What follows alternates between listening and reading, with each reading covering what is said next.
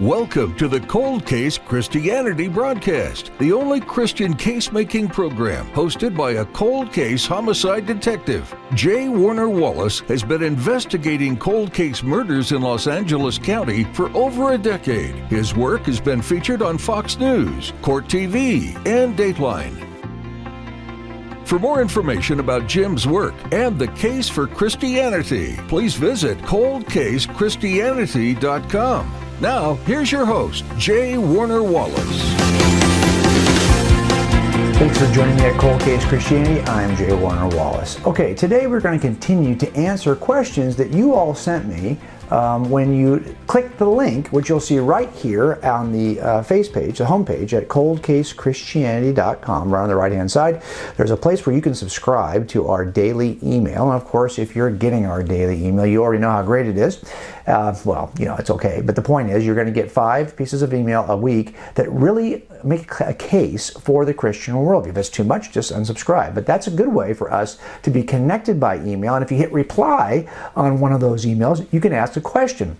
And that's really where we've been collecting the questions from for the past several weeks, is by people who have sent them to me by way of emails from getting the daily. Sometimes the article I write that day might be, or the video we post, or the podcast we post might be the thing that you're actually asking a question about.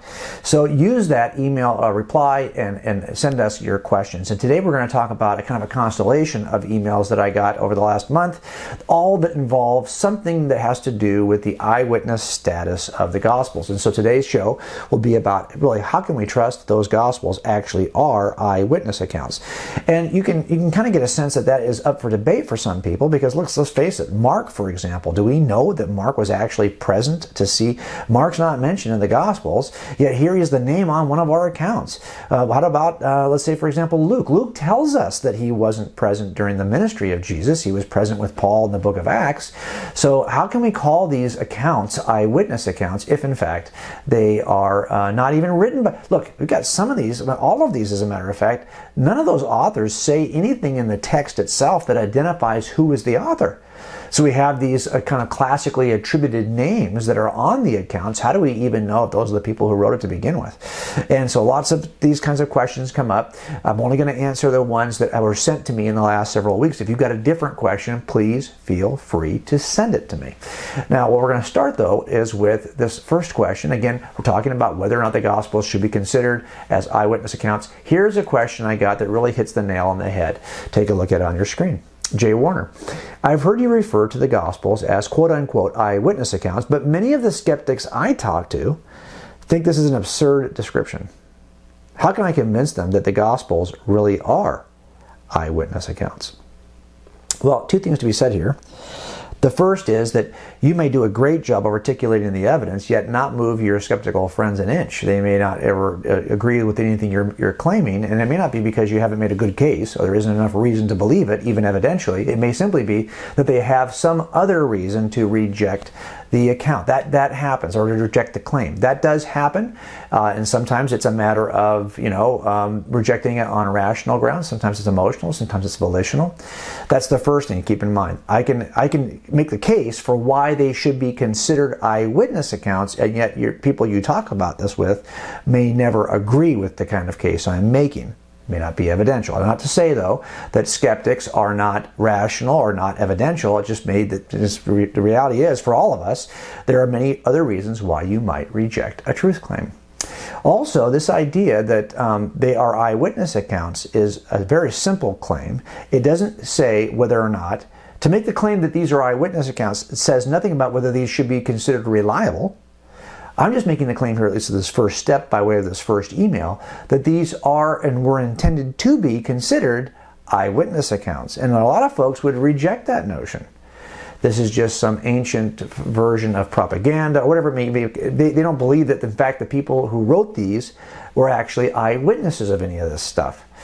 Well, I think these were written by eyewitnesses who wanted us to know that they were eyewitnesses for 4 reasons I'm going to tell you about now. And I've alliterated them with the letters A and S, 2 words, 4 different categories. Let's jump right in. Look at your screen. The first reason why I think we should accept these as eyewitness accounts is because they contain attributed statements, or at least the New Testament contains attributed statements in which the authors of the New Testament repeatedly called themselves out as eyewitnesses. Even if they didn't make overt statements in the Gospels that include their names, you'll see this over and over again in the New Testament. So, for example, look at the end of John's Gospel. It is clear whoever is writing that Gospel, and by the way, do I care that it's the disciple John that we know about, the Apostle John? I mean, I think it is the Apostle John, but would it really matter to me as a skeptic? What matters to me as a skeptic is this document written by somebody who claimed to be an eyewitness, and then can I test and evaluate it to see if it's a reliable eyewitness statement?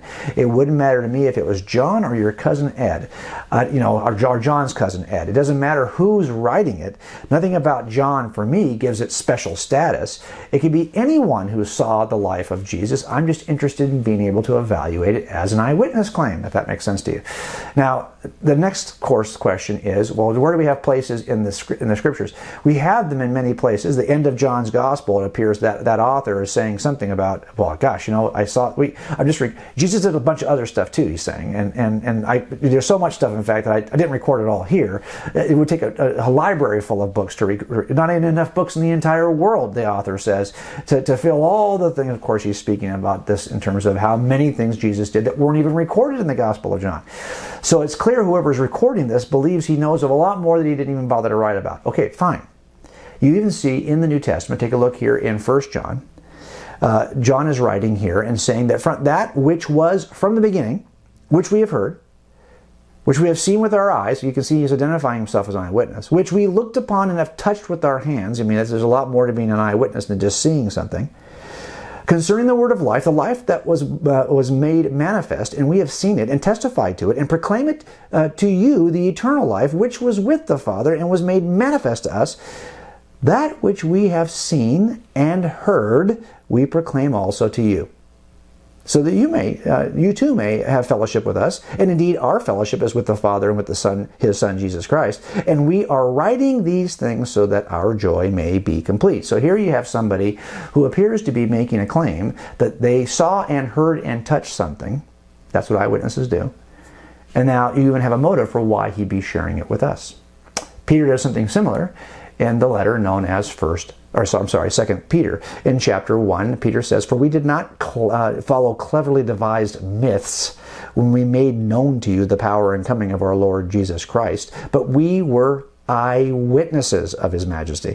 For when he received honor and glory from God the Father, and the voice was borne to him by the majestic glory, quote, 'This is my beloved Son, with whom I am well pleased,' unquote, we ourselves heard this very voice born from heaven, and for we were with him on the holy mountain." So this is kind of a cool statement, because it's clear that whoever is writing the Gospels is using a source who was an eyewitness, who was there, and they're even giving you the place where they were and how they heard this voice. That's pretty much what eyewitnesses do. So you have some attributed statements in the New Testament account that really identify these writers as eyewitnesses. Let me go to another point about the eyewitness status of the Gospels and the Gospel authors. It's here. Another AS kind of statement. Apostolic strategy. Apostolic strategy. What I mean here is that the apostles were very consistent with treating themselves as eyewitnesses, especially as you see them move and shake and do all the things they did in the book of Acts. They were movers and shakers for sure, right? And you see them in the book of Acts sharing the gospel, and they behave as though they are in fact eyewitnesses. As a matter of fact, they always identified themselves as eyewitnesses who saw the resurrection, who saw the fulfilled prophecy of the Old Testament made complete and fulfilled in the life and ministry, death, and resurrection of Jesus of Nazareth. They were testifying as eyewitnesses repeatedly. As a matter of fact, if you went through the book of Acts and just circled every time that an apostolic voice testifies as an eyewitness, I think you'd be pretty blown away. This is consistent if, in fact, they considered their testimony, their record, to be eyewitness testimony. Let me give you a third reason to accept the Gospels as eyewitness statements. It's here, another AS, ancient support. Here's what I mean by that. The church fathers in the first several centuries, they repeatedly described the authors of the Gospels as eyewitnesses, or at least that the data that was present in the Gospels came from eyewitnesses. So, for example, Papias says in the first century or early second century that in fact Mark was writing down his gospel, sitting at the feet of Peter, letting Peter tell stories of what he had seen, and then scribing these out to be in Mark's gospel. Even there's a chapter in Cold Case Christianity in which I take a brief look using forensic statement analysis at the evidence, the linguistic evidence in Mark's gospel that I think shows that the fingerprints of Peter are all over it. So you've got another data point that you can use to make a case that these are eyewitness accounts. Let me give you one more. The fourth piece of evidence I think that demonstrates these are eyewitness accounts, and that is this. It's the authoritative selection. In other words, the Gospels that were selected to be in the canon, in fact, all of the New Testament writing that was selected to be in the canon of Scripture and become the New Testament, first and foremost was written by eyewitnesses. There was lots of early century documents, first century, second century documents like the First Clement, like Shepherd of Hermas, like the Epistle of Barnabas, that were used in church services, that were used in church meetings, and were used for devotional purposes, that were read to the church body. These things don't end up being canon. They don't end up being in our canon of Scripture for a reason. Although they are true and contain many beautiful elements and are useful in terms of devotional reading, they weren't written by eyewitnesses. So once again, if you need to have eyewitness status in order to put a book in the Bible, then why would we consider the Gospels to have eyewitness status or eyewitness authority? I think you've got 4 good reasons now to be able to argue, or at least to be able to present the Gospels. Now, this does not mean that the Gospels are reliable eyewitnesses. That's another level of investigation. But the idea that we would apply the techniques and strategies that we would use to determine if an eyewitness account is reliable makes sense to me given what these accounts really are. Take a break. We'll come back and answer another email.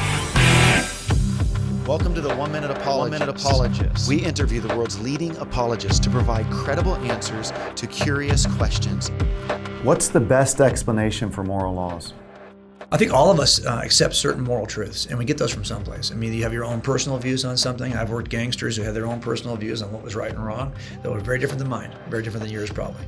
And their gangs, a bigger group, had a certain set of laws, and if you wanted to be part of that, you took on those laws. We all live in a city that has certain laws, and we fall underneath that. So you can get your views from people, but that's, of course, we might disagree. You can get your views from groups or governments, but governments and groups disagree. But there are some laws that transcend all of us. They really aren't grounded in individuals or groups because they transcend individuals and groups. There are some things we disagree about and some things we agree altogether. Even before there were people, we agreed probably that it was never okay to torture people for fun. You might have some sense of when it might be okay to torture people, I can't even imagine. But if you did, it was certainly never for fun. So if this rule was in place, it was in place, if this idea, this concept of morality was in place, if you believe in a Star Trek universe, that rule doesn't only apply to us as humans, it applies to every other race of aliens. It transcends not only the individual, the group, the nation, the planet, the species. Wow, where could such a transcendent, objective moral law come from? What is the authority that transcends all of this that could provide for such things? It seems to me the best and most reasonable source, grounding for those kinds of transcendent views is in a transcendent lawgiver, a transcendent source, who doesn't create these views willy-nilly. And he's not just describing views that existed before him. He is the actual source of such truth because they're simply a reflection of his divine nature. If that's the case, I think we can properly ground objective, transcendent moral values that we all agree exist, or most of us agree, especially when pushed to the example I just gave. Yet we don't want to agree on how they could be grounded.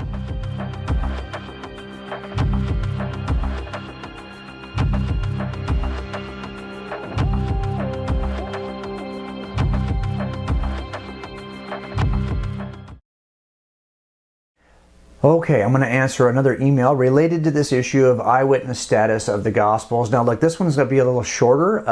It's a shorter question, so I want to just give it to you in a way that I get this challenge, by the way, all the time from people who know enough about the nature of eyewitness testimony, especially in courtrooms, to be able to kind of challenge us. Here's the email that came in. You can kind of get a sense of it from this email. Here it is. Mr. Wallace, the best evidence for the risen Jesus would certainly be from 1 Corinthians 15, verse 3 and following. In particular, the group appearances, which are evidence that it was not a hallucination. Remember, Paul in 1 Corinthians 15 says that there were 500 people still available to the Corinthian church to interview if they chose to do so. 500 people who saw the risen Christ, most of whom were still alive, according to Paul. Now here's the writer. However, I am also reminded often by skeptics that this is really nothing more than hearsay. Paul, when it comes to these group appearances, he can only tell about the supposed experiences of others. How can a good case then possibly be made that these accounts are on solid ground? Okay, great question, because here's what it comes down to. The idea is that when you go to criminal trials, we don't allow hearsay testimony. What I mean is, if you came in and said, I saw this happen, I saw the suspect sitting at that defendant's table, I saw him do A, B, or C, fine. Because now you can be cross-examined by his attorney, by the defense attorney, which he has a right to do, should have a right to do, to challenge whether or not I'm telling the truth. If, on the other hand, I said, well, my sister told me, and she's no longer alive, but when she was alive, she told me that he did A, B, and C. Well, that can't be admitted into court because I can't cross-examine you the way I could cross-examine your sister. You're telling me the sister saw this. So if I'm going to kind of expose her as a liar, well, if I try to cross-examine you, you're going to say, I don't know, she didn't say anything. Didn't ask her that question. I don't know, I never talked about that. Well, there's no way I can get back to the source to question it to see if it's valid. So we don't allow people to testify for other people in trial. And a lot of that is because we have a very high regard for what happens to defendants in criminal trials. Now, this is called hearsay because you didn't say it yourself. You heard someone else say it first, and this is called hearsay testimony. And we eliminate it in criminal trials because we take high precautions not to prejudice or not to jeopardize someone's personal freedom in a criminal trial. We would rather let 100 guilty people go than to falsely convict one innocent person. This is said often when we talk about criminal trials. We want to fall in favor of the rights of individuals to be able to confront their accusers. And that seems totally reasonable given criminal trials. But I want you to think about this for a second. That is a high standard that we set for those kinds of trials, but that is an unreasonable standard to set for any study of history.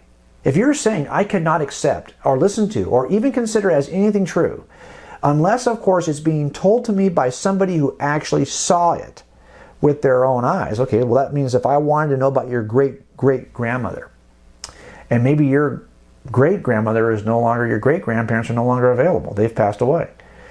Well, my grandparents know because they talked to my great-grandparents and they can tell me about my great-great-grandmother. No, I'm sorry, you can't, no. That's not going to work. Your grandparents weren't there. They just took the word of your great-grandparents. That's not going to be, that's hearsay. Really? Well, you would never be able to trust any claim about history beyond the generation that could tell you about it in a first-hand way. And of course, we embrace and believe and accept all kinds of history that has to come from a hearsay source because there's no one alive from the 1700s to tell us about the Revolutionary War. There's no one alive from the 1800s to tell us about the Civil War. We're going to have to get it from somebody we cannot cross-examine. So the standard we might apply to protect the innocent in a criminal trial is an unreasonable standard for studying history. And here's how I typically say it when I'm talking to people. On your screen you can see that I would say that the eyewitness reliability tests that are related to criminal trials are not the same as the eyewitness reliability tests that we relate to chronological truths. You see I did that little alliteration again, the CT. Criminal trials are not the same as chronological truths. The claims made in a criminal trial, which are accusatory, which might end up with you getting the death penalty, are not the same as claims about history. The standards are different for a reason, because we would have no confidence about anything in history, whether it's your personal history, whether it's a history of your community or the history of your nation, if we applied that kind of standard. It's an unreasonable standard. Really? Yeah, it's nice to be able to say that. Then are you prepared to give up everything you know about history of anyone? If you want to toss out Jesus' record as not reliable, get ready to toss out the record about anyone and everyone else, including your own family. There's a reason why the standard is different for history. Now, we have to determine if these records are reliable, but to just say, well, there's no point even discussing it because it's hearsay is, how should I put it, stupid. We shouldn't go that way. We should actually think about this because it would bring with it a liability we're not willing to embrace. The liability would be you could never trust anything of historical nature. Okay, that being said, Another quick break, then we'll come back and we'll answer our last email of the day. Be sure to download the free Cold Case Christianity app from the iTunes Store and the Android Marketplace. The Cold Case Christianity app puts all the resources from coldcasechristianity.com in the palm of your hand. You can read the daily blog, listen to podcasts, and watch videos from within the application. And Jim uses the app to send direct messages to fans of Cold Case Christianity. The app will also link you to all the Cold Case Christianity social media and provide you with a direct connection to J. Warner Wallace. Download the app today and become a better Christian case maker. In addition to Jim's daily blog and weekly podcasts and videos, Jim continues to write books designed to help you become a better Christian case maker. At coldcasechristianity.com, you'll find a link to Cold Case Christianity, God's Crime Scene, Forensic Faith, and Alive. These resources will help you defend what you believe and share it with others. And if you want to help your kids become Christian case makers, be sure to check out the kids' versions of J. Warner's books. Be sure to visit the Cold Case Christianity website daily to read Jim's blog, watch the weekly video, or listen to the Cold Case Christianity podcast. You'll also find great free resources, including the free downloadable monthly Bible insert. While you're there, be sure to sign up for Jim's daily case notes email. Cold Case Christianity is designed to help you become a better Christian case maker.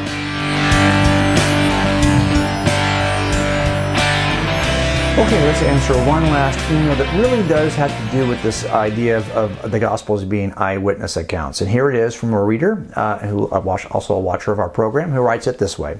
Detective Wallace, there appear to be many places in the Gospels where the authors record something they couldn't have seen with their own eyes, like times when Jesus wasn't even in the presence of anyone.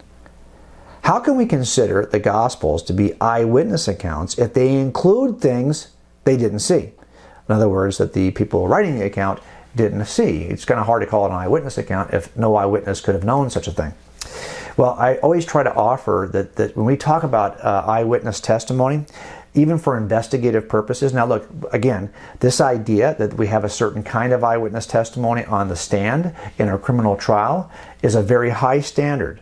But as an investigator, I can learn the truth about a crime even from people who I won't eventually be able to put on the stand. I'll have to make the case some other way, but they're going to tell me things. They're going to say things that are going to be helpful for me to make the case, even though I know they're not going to be able to testify about that. I'm going to have to make that some other way. I'm going to have to be able to verify that with some piece of physical evidence. Clearly, I can't call them on the stand for that thing they're offering, because they're offering something that they knew of, and it leads me to another lead, and I can confirm it some other way, but I'm not going to be able to use that eyewitness. What I'm trying to say here is that eyewitnesses offer us more than just the stuff they see with their own eyes. Let me give you an example of this. There are typically like 3 categories of information I'm trying to get from eyewitnesses when trying to determine what happened in the past, even though I know I'm probably not going to be able to call the eyewitness for that particular item in front of a jury. I can still be confident that I know the truth about the past, the crime that occurred, based on the kind of, let me give you the first category of claims I'm looking to get from eyewitnesses. Here they are on your screen. First-hand experiences. First-hand experiences. Again, I'm alliterating now with F and E. First-hand experiences. Eyewitnesses will tell you what happened at the event and the stuff that they saw with their own eyes, the occurrences that they personally observed, that they personally experienced. This happens. This is the stuff that you would be inclined to say, well, yeah, I get that. Witnesses tell you stuff about what they saw and experienced. That you all would agree that's going to be important to tell us something about the past. This is the stuff that you can actually bring into court and they can testify to, because they're testifying not as hearsay. They're testifying about their first-hand experience. But here's another thing I get from eyewitnesses that is absolutely valid. I use it in all my criminal investigations. Here it is, another FE. Are you ready? Well, not FE. F is the first one. First-hand access. First-hand access. Now, here's what I mean here. Some eyewitnesses are going to tell you about things, about events, about occurrences, and they didn't actually personally observe these, But they were aware that this happened because they had access to somebody who did see it. They had access to somebody who was there at the time. So although they don't have a first-hand experience of it, they have first-hand access to it because their sister told them. Now, granted, you would say, well, this is not maybe worthy of criminal hearings, but it is certainly, I can believe something is true, especially if he says, my sister said he put it over there, and then I go over there and I find it. Well, I just have to report to the jury that I found it over there. They don't even have to know where I found it from, but it's clear that the first-hand access is what got me over there to begin with. So again, I'm looking for these things. This is very legitimate. This is a legitimate way to find out something about the past. First-hand experiences, first-hand access. Let me give you another first-hand. It's on your screen. First-hand knowledge. Sometimes eyewitnesses will give you some general cultural information. They'll tell you about what it was like in their neighborhood in 1982 when the crime occurred. They're giving you cultural conditions and truths that are kind of a part of the common knowledge of the time. Now, they may not have even had any direct experience or observation on that at all. For example, they can say, we all thought in that neighborhood that so-and-so was really a tough guy, even though I have no personal experience of him being a tough guy. They can give you the kind of cultural knowledge of the time, what everybody else thought, even though they may not have had a personal experience with that guy. This is going to be important. Okay, now again, is this going to be something I can use in a criminal trial? Probably not. But I can certainly use this and keep this in my mind when evaluating the statements of others. Look, here's my point. All three of these first-hands, all three of these kinds of first-hand experiences, first-hand access, first-hand knowledge, are the kinds of eyewitness statements that I can use to determine a truth about the past. Why in the world would I not be able to use them to determine the truth about a past experience related to Jesus? Of course you can, and these are what all investigators use, and this does not make them any less credible as eyewitness accounts. Again, remember the standard for a criminal trial is made to be excessively restrictive to protect. It is not the same standard we would use when judging history. So I hope as you look at these three claims that are made about the historical accounts in the Gospels, you now can have confidence that these are at least, if nothing else, eyewitness accounts that you can test. And they should be treated as eyewitness accounts, not mythological, moralistic stories with a happy ending. Of course, there is no happy ending except for the salvation of sinners. But the point is, they were meant to be eyewitness accounts related to Jesus of Nazareth. Hope that helps you as you make the case for what you believe. And I'll join you right back here next week at Cold Case Christianity. Thanks for joining us at the Cold Case Christianity broadcast. If you're interested in more information about this week's topic, please visit coldcasechristianity.com. For a thorough investigation of the reliability of the New Testament Gospels and the case for Christianity, be sure to purchase Cold Case Christianity, God's Crime Scene, Forensic Faith, and Alive.